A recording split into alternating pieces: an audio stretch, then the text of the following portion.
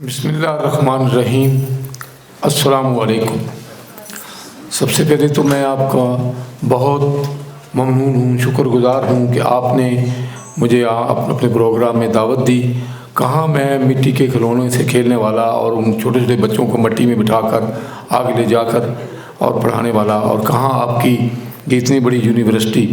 आप कितने खुशनसीब हैं कि इतनी बड़ी यूनिवर्सिटी में पढ़ रहे हैं। और मैं आपको बताना चाहता हूँ कि वो बच्चे जो मैं पढ़ा रहा हूँ कौन थे, कैसे थे, और मैंने ये कैसे काम शुरू किया।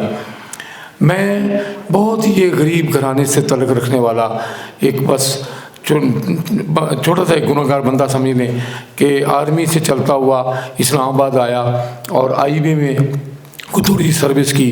फिर मैं वहाँ से फारग होने के बाद फायर ब्रिगेड में चला गया, और फायर ब्रिगेड से मैंने जब ये देखा कि फायर ब्रिगेड के अंदर जब भी कोई हादसा होता था तो हम जाते थे, देखते थे कोई ज़ख्मी है, कोई मर गया है, कोई कट गया है, तो दिल ये कहता था कि हर रोज़ कोई ऐसा काम किया जाए, लोगों की मदद की जाए, लोगों के काम आए। तो मैंने इस्लामाबाद की सन 1981 में सर्वे किया और ये अपना काम शुरू किया। जब मैंने देखा कि यहाँ एक ही काम हो सकता है कि एक VIP इस्लामाबाद शहर है और यहाँ पर कितनी अपना खूबसूरत बिल्डिंगें हैं, खूबसूरत दफातर हैं, लेकिन इसके बावजूद भी छोटे छोटे बच्चे जो हैं वो अजियत में हैं। कुछ बच्चे जो हैं आवारागर्द फिर रहे हैं, कुछ नशे में लगे हुए हैं, कुछ चोरियों में लगे हुए हैं, कुछ बेचारे बदनसीब ऐसे हैं कि जिनके पास कुछ भी नहीं है और ना वो स्कूल में दाखिल हो सकते हैं, ना वो पढ़ सकते हैं, और उनके माँ बाप भी ये चाहते हैं कि इनको पढ़ाया ना जाए बल्कि उनसे काम कराया जाए और उनसे पैसा हासिल किया जाए। तो उस वक्त मैंने सन 1981 में अपनी जद्दोजहद शुरू की एक स्टूडेंट से जो सारा दिन अपना गाड़ियाँ धोता था और बेचारा गरीब एक नाले के करीब। वहाँ से मैंने उससे पूछा, मैंने कि बेटा आप सारा दिन सर्दी हो गर्मी हो यहाँ पर ये गाड़ियाँ धोते हैं और ये तो उम्र आपकी पढ़ने की है और आपको पढ़ना चाहिए। तो उसने मुझे जो बात कही वो बात मुझे खा गई और उसी से मैं इस तरफ आया हूँ। वो मुझे कहता है कि भाई देखिए, ना मेरा बाप है ना मेरी माँ है, और आप मुझे पैसे जो पढ़ने के लिए और किताबों के लिए तेरा बाप देगा। बस ये चीज़ मुझे खा गई और दूसरे दिन मैं अपने पास से किताबें और कापियाँ ले आया, वही उसी ज़मीन पर बैठकर जहाँ वो गाड़ियाँ धोता था, और मैंने उसको पढ़ाना शुरू कर दिया। मैंने 5 साल में उसको मैट्रिक करवाई और मैट्रिक कराने के बाद उसको मैंने अपना सेक्रेटेरिएट के अंदर ministry of water and power में एक नैब कासद की सीट पर भर्ती करवा दिया और आज वो LDC की सीट पर काम कर रहा है। इसी तरह और भी बच्चे, एक बच्चा वो था जिसका बाप नहीं था, एक माँ थी सिर्फ, और वो अपनी माँ को बहुत तंग करता था। सुबह सवेरे निकल जाता था, शाम को 10 से 11 बजे तक आता था और लड़ाई झगड़े दंगा फसाद हर रोज़। तो एक दिन उसकी माँ को मैंने देखा, मैंने पूछा कि आप, वो बैठी रो रही थी और कोस रही थी, अल्लाह ताला को भी कोस रही थी कि एक बेटा दिया और वो भी ऐसा दिया कि जो ना काम करता है ना को मेरा कहना मानता है, और ऐसे इससे अच्छा तो ये मर जाए। तो मैंने उससे पूछा, मैंने कहा ऐसी कौन सा मसला है कि आपका बेटा जो है वो क्या करता है और आप क्यों कोस रही हैं। तो उसने भी वही लफ्ज़ कहे, जा अपना काम कर, तुम कौन होते पूछने वाले। लेकिन मैंने एक जिद बनाकर उससे पूछा, बीबी बताएं, हो सकता शायद मैं आपकी मदद कर सकूं। तो उसने बताया बड़ी शिकायत करते हुए अल्लाह ताला से, और पंजाबी में वो कहती है, इक्को बच्चा अल्लाह ने दिता ते की दिता, सारा दिन लड़ाइयां ते झगड़े ते फसादात। मैंने कदे किसी के अगे जे थाने जाना पैंदा है, कदे किधरे जाना पैंदा। मैंने कहा बीबी तो बच्चा कहाँ है। उसने कहा बस आवारागर्दी में लगा हुआ है और आवारागर्दी में फिर रहा है, तो मैं उससे मिलना चाहता हूँ। मैंने उससे मुलाकात की, उसने वो गालियाँ मुझे दी और वो पत्थर मुझे मारे, लेकिन मैं भी एक ज़िद्दी था, मैं उसके साथ ऐसा अटैच हुआ। तो देखता हूँ कि वो एक दिन दोनों बैठ के रो रहे हैं। जब वो दोनों बैठ के, माँ भी और बेटा भी, तो मैंने पूछा कि आज क्या माजरा हुआ कि आप दोनों रो रहे हैं बैठ के। तो बच्चा मुझे कहता है अपना सिर फिरे तो आज फिर आ गया, जाओ हमारे काम के अंदर दखल ना दो और जाओ अपना काम करो। मैं कहा नहीं बताओ क्या मसला हुआ। तो उसकी माँ बोलती है कि आज जिस बच्चे को इसने मारा है, जिसके साथ झगड़ा किया हुआ है, वो बड़े अमीर तरीन है और ऐसे लोग हैं जो उसको छोड़ेंगे भी नहीं। अभी मुझे भी उन्होंने मारा है और गाली गलौज की है, इसको भी मारा है और अभी वो थाने में चले गए हैं और वो थाने वाले अपना मुझे पकड़ के ले जाएंगे। तो मैंने कहा चलो थाने का तो कोई मसला नहीं, लेकिन अगर ये वादा करे कि मैं पढ़ूंगा तो मैं इसकी मदद करता हूँ और थाने में खुद जाऊँगा और उनसे बात करूँगा, और जिन लोगों के साथ झगड़ा हुआ है उनकी भी मिन्नत समात मैं करूंगा और वो इसको कुछ नहीं कहेंगे इंशाल्लाह। लेकिन उसने ये बात कही कि मुझे पैसे दे दें और मैं किताबें ले आऊँगा और कापियाँ ले आऊँगा, मैं पढ़ना शुरू करूँगा। मैंने कहा पैसे नहीं दूंगा, कापी ला दूंगा, पेंसिल ला दूंगा, हर चीज़ ला दूंगा, वादा करो अगर पढ़ोगे। तो थोड़ी देर में पुलिस आ गई। पुलिस वाले जब आए और मैंने कहा चलने दो, अगर ये थाने जाते हैं। वहाँ पर SHO से मैंने बात की, मैंने कि ये गरीबनी बेचारी बेवा है और ये बच्चा इसका शैतान है, अगर कोई झगड़ा हो गया तो बताएं ऐसा कौन सा कत्ल हो गया है, आप इस बच्चे को इस बार माफ़ कर दें, मैं वादा करता हूं कि अहमदाबाद ये इस काम की तरफ नहीं आएगा। मैंने उसको वहां से लिया और वहां से पढ़ाना शुरू कर दिया। आज वो NTC के अंदर एक बड़ी अच्छी पोस्ट पे काम कर रहा और मैंने उसको भी मैट्रिक कराई, फिर मैं FA की तरफ ले गया और BA करा के उसकी मैंने जान छोड़ी। और आज इतना शुक्रगुजार है मेरा कि मैं कहाँ एक आवारगर्दी में लगा हुआ था और ये काम करता। आस्ता आस्ता मेरी इस्तेदाद बढ़ती चली गई और एक स्टाफ था जहाँ पर मैं बैठ के बच्चों को पढ़ाता था सुपर मार्केट में, F63 का वो एरिया था। तो वहाँ से लोगों को तफ्शीश हुई कि भाई ये कौन है, देखो ये कौन, यहाँ पर बच्चे इकट्ठे किए हुए हैं। उन्होंने कहा इसको उठाओ CDO को, क्योंकि इस्लामाबाद के अंदर जो CDO है उन्होंने मुझे अपना बच्चे इकट्ठे करने से और बैठने से मना किया, यहाँ बच्चे मत खड़ा करें, बैठाएं और ये अपना काम किसी साइड पे ले जाएं। लेकिन मैं जब साइड पे गया, वो भी एरिया ऐसा था जहाँ पर मुझे बहुत सारे गरीब बच्चे मिल गए और तादाद बढ़ गई। लेकिन गवर्नमेंट को और लोगों को तफ्शीश हुई, क्योंकि मैं पहले IB में था और फिर मैं फायर ब्रिगेड में चला गया, मेरे साथ वाकी टाकी लगी होती थी। तो जब मैं साइड पे होकर कोई अपना सुनता था तो वो कहते थे जासूस है कोई।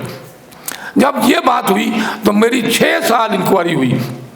सबसे ज़्यादा इंक्वायरी तो IB ने की कि हो सकता देखो इसकी छानबीन करो, कुछ जासूस ही ना हो, लेकिन कुछ नहीं मिला। मेरे घर को छाना गया, मेरे बहन भाइयों को, कि मेरे बचपन से माँ वालिदैन तो बहुत हो गए थे, लेकिन जब उनको कुछ नहीं मिला तो मेरी तो दादी से जरा उन्होंने कहा जी साइड पे कहीं चले जाए मास्टर साहब, आप इन बच्चों को साइड पे लेके पढ़ाएं, ये एक मेन एरिया है। मैं कि ठीक है जी। साइड पे चला गया हूँ और साइड पे जाके मेरी तादाद बढ़ती चली गई। और इसी तरह बहुत सारी कहानियाँ हैं जो मैं अगर सुनाना शुरू कर तो शाम हो जाए जी। इस किस्म के बच्चे आए जो गरीब गुरबा, उनको लेके चलता रहूँ, किसी से कोई पैसा नहीं लेता था, किसी से कोई लेना देनी था, बल्कि मैं अपनी सर्विस में जो तनख्वाह मिलती थी अपनी उस तनख्वाह के 3 हिस्से करता था। एक हिस्सा मैं अपनी बीवी बच्चों को देता था, एक हिस्सा अपनी जात पर और एक हिस्सा इन बच्चों पे खर्च करता था, कापी और पेंसिल। जब लोगों ने देखा भी ये तो बच्चों को पढ़ाता है, तो फिर किसी ने कभी कापियाँ दे दी, कभी पेंसिलें दी। ना कोई आज तक गवर्नमेंट से मेरा कोई फंड है, ना किसी ने कोई मुकर्रा किया है कि जी इसको फंड दिया जाए। ये हाँ ये है, किसी ने कापियाँ ला के दे दी, पेंसिलें ला के दे दी। तो मेरा काम ये सन 1982 से लेकर आज आपके सामने 2023 हो गया है और मुझे तकरीबन 40 साल 25 दिसंबर को पूरे हो जाएंगे। 40 साल से मैं ये काम करके चल रहा हूँ और हज़ारों बच्चे जो हैं वो मेरे से पढ़ के जा चुके हैं। मेरी इब्तिदा ये होती थी कि मैं अली बे 1 2 3 ABC उनको सिखाकर 5वीं तक लेके जाता था। और आज भी वही मैं जब मैं प्राइमरी पास कर लेते थे तो उनको स्कूलों की तरफ ले जाता था, स्कूलों में दाखिला लेता था। मैंने एक छोटी सी मोहर अपनी मदद आपके तहत बनाई हुई है, उसी से मैं अपना एक सर्टिफिकेट जारी करता था। और वहाँ के करीब के जितने भी उस्ताद हैं वो मुझे जानते हैं बहुत अच्छी तरह और उन बच्चों को दाखिला दे देते हैं अपने स्कूलों में।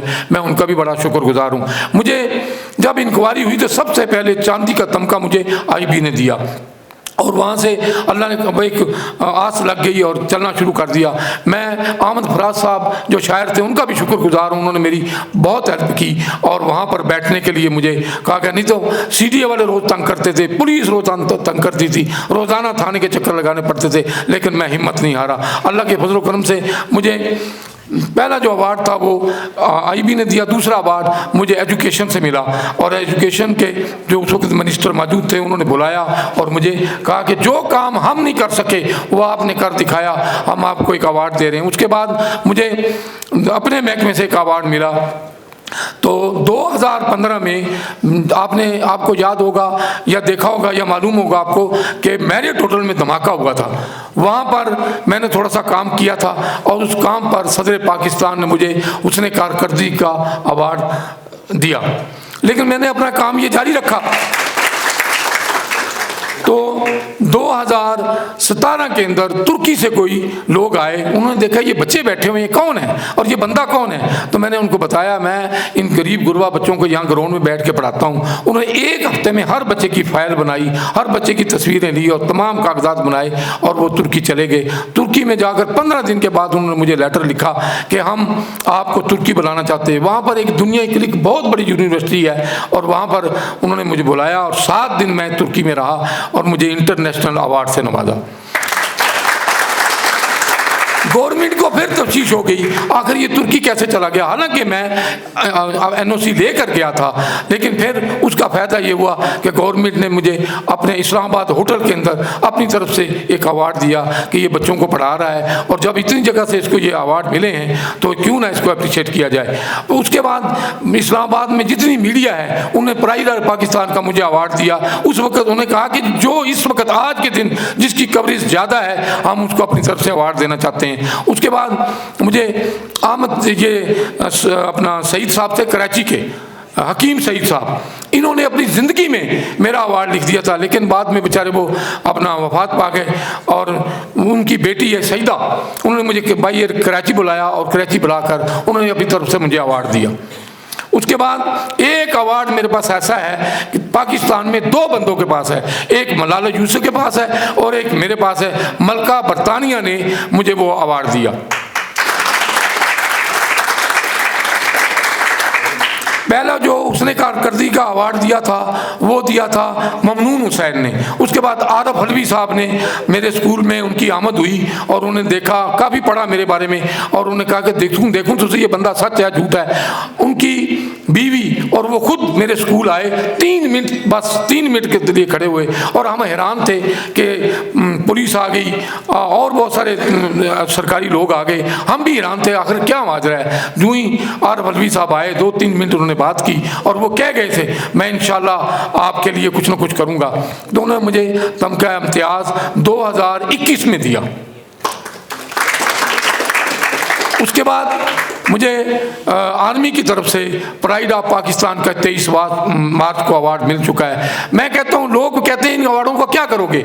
मैं ठीक है, ये मेरी इज्जत है, एक मकाम है, लेकिन जो असल काम मैं अपना कर रहा हूँ और मैं कहना चाहता हूँ कि अगर एक बच्चा भी आज पढ़कर आगे निकल गया मेरी ज़िंदगी बन जाएगी। देखिए नबी करीम सल्लल्लाहु अलैहि वसल्लम ईद के दौरान जब जा रहे थे तो एक बच्चा रोता हुआ उनको मिला।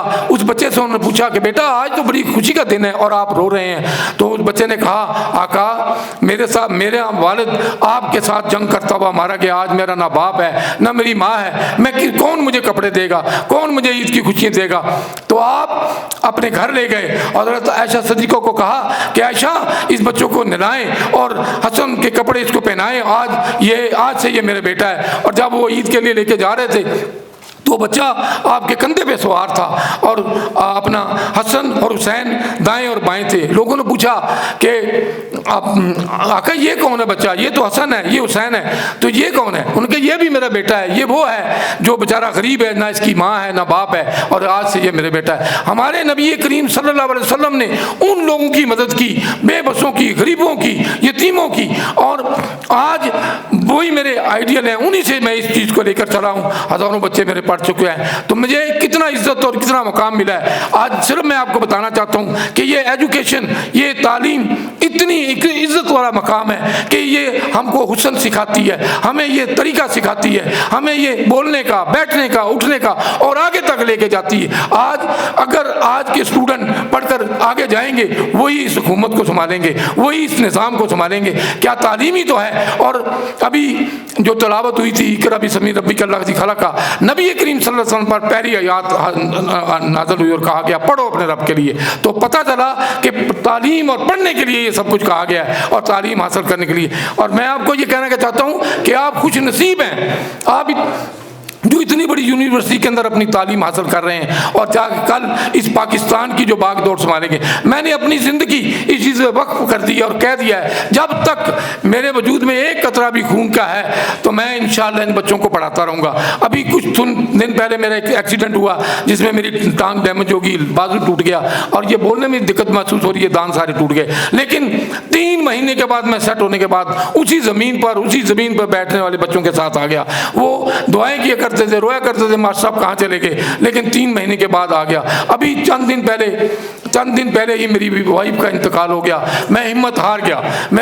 मेरी बीवी का बड़ा साथ था और बड़ी उन्होंने हिम्मत दी और बड़ी मुझे मेरी मदद की, लेकिन मैं अब बिल्कुल रह गया। लेकिन अब क्यों उम्मीद जागी, ये आपका जो स्टूडेंट वलीद और इसके स्टूडेंटों ने जो काम मेरे स्कूल में किया है वो मुझे अब हिलने नहीं देते और दोबारा मुझे जगा दिया है और कहा कि मास्टर साहब आप कहाँ जाएंगे।